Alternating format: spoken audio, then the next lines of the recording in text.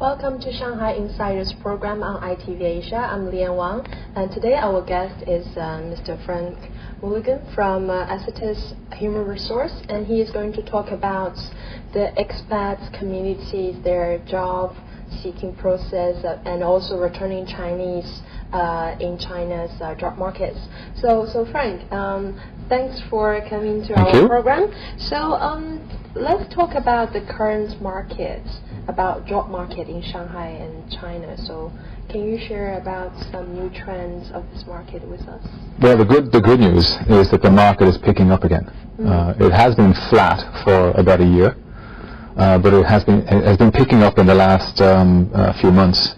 Not in a big way. It's not. Economists will tell you that there are kind of two recoveries. One is a V recovery, and one is a U recovery. This seems more like in terms of recruitment anyway, it seems more like a hockey stick. It's been a precipitous decline and then a gradual improvement because the economy declines so seriously around the world. So the situation right now is that we've had a slowdown in recruitment pretty much since the labor law came in at the beginning of 2008. Because the labor law actually slowed down hiring because a lot of people left the country. The kind of companies that the government actually wanted to get rid of, the lower level companies that produced T-shirts and schlock and just snow cones or something for the European market. They were bad payers. They didn't treat their staff very well. Those companies have left. They left early in 2008. They went off to other countries where it's cheaper. But then, unfortunately, that tied in with the world economy, where the slowdown really hit then in the middle of last year.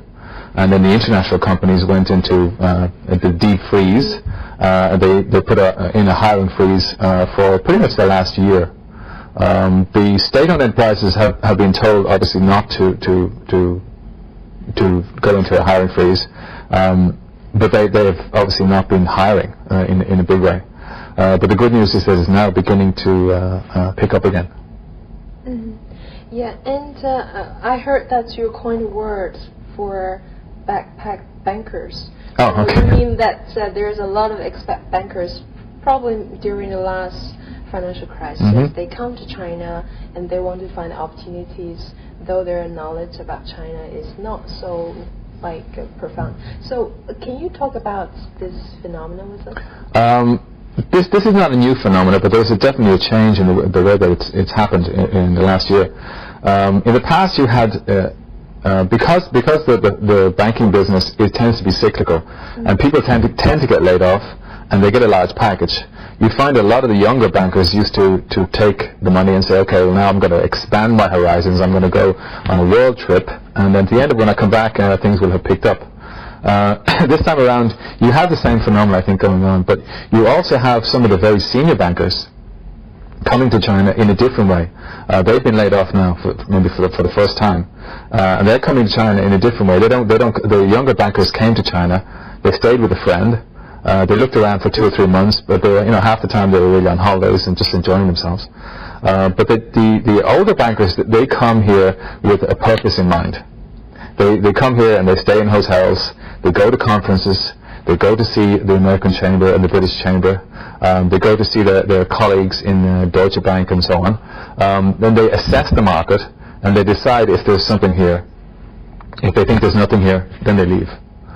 So they're not quite the same. The backpack bankers are definitely here. When I say bankers, I meant really professionals, backpack professionals. It just sounded better with backpack bankers.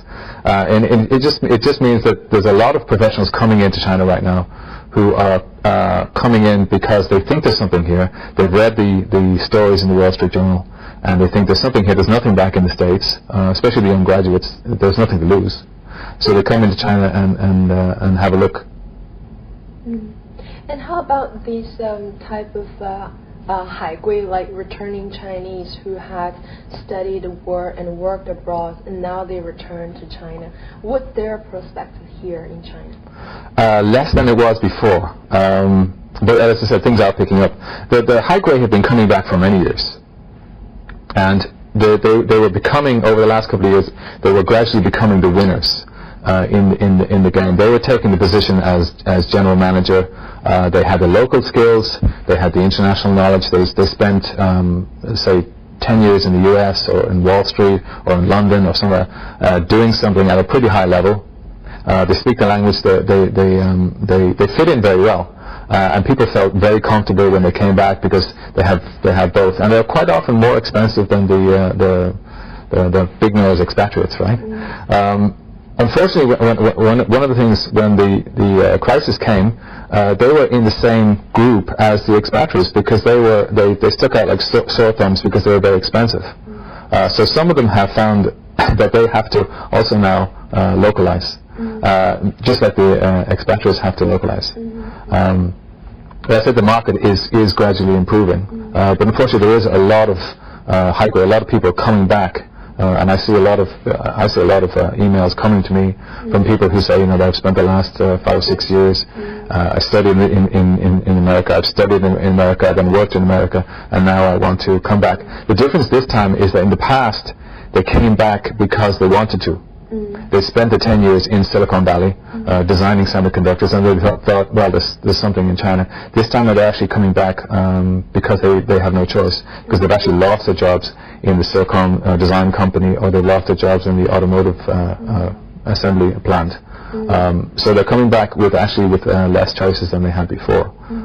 So they're facing the same problem as everybody else around the world. Where do you find your next job? And as you mentioned earlier, that the job market has been improving. So can you tell us what are these opportunities in the near term? For example, in the next 12 months, what industries and what kind of level of positions will be the most attractive opportunities? Well, so far I think that the economy in China is shifting towards the services industry. You can see that's been happening for a while. So you can see that manufacturing is beginning to grow again, but it's not growing in a big way. You see better growth in services, in things like fast food, in banking, and these areas seem to be growing faster. So in terms of opportunities, they would obviously offer more opportunities. Fast food restaurants are not necessarily the place where you want to work, but there are some high-level jobs at the top level in companies like McDonald's and Yum. But they still seem to be growing relatively fast. Infrastructure also, the infrastructure spend in China is strong, but it is actually only beginning to kick in now, because it takes a while. For infrastructure spend to kick in. It takes a while for the subway system to get designed, to evaluate the land and so on, and then the site gets built, and it takes months for people to ramp up the production. So the infrastructure is good as well, and that's beginning to kick in now. So some of the people who work in some mechanical areas, which are supplying products to the consumers, can switch into infrastructure. But services seem to be the biggest area of growth right now. I see. And going forward in the mid to longer term, for say 2 or 5 years, with the development of China and the structural change of the economy, how is the job market is going to look like in 2 or 5 years? I think that's very, very difficult to predict. A lot of it will depend on what the Chinese government does. A lot of it will depend on whether or not we develop an internal consumer market here. And a lot of that it depends on how people see the future in China. We know that the Chinese consumer doesn't spend as much as they should, because they don't have the faith in the future, because they have to rely on themselves when it comes to health and education. If something goes wrong with their health, the system isn't there to rely on. So what the government, you can see what the government is trying to do is they're trying to build that base, and if they build that base, then you will get a local market. The dependency on exports, which I think is not as strong as people say it is, will decline, and then the internal market will grow. But what I think is you're going to see, from what I see of what economists are telling us, you're not going to see the 11% growth that you've seen over the last 10, 15 years. So there's going to be a change in the way that people hire people. They're going to be much more conservative about who they hire, and they're really going to have to deliver. In the past, people tended to put bums on seats, literally. You filled in the sales team, you filled in the marketing team, you filled in the HR department, and a lot of people were able to sit there and relax and have a good time. I think that's not going to be the case anymore. There's going to be a lot more requirements for the company for people to really perform. I think they're also going to outsource a lot of the work to the outsourcing players because they're not going to want to rely on people so much. They can get somebody else to do the work for them.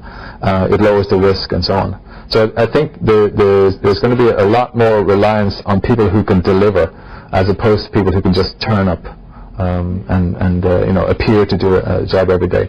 And that can be a bit of a challenge when life has been so easy over the years, and you just turned up at your job every day, and you gave the impression of doing a reasonably good job. I think it's going to be a lot tougher in the future. Okay, thank you. And this is iTV Asia's interview with Frank Mulligan, President of Accetis Human Resource.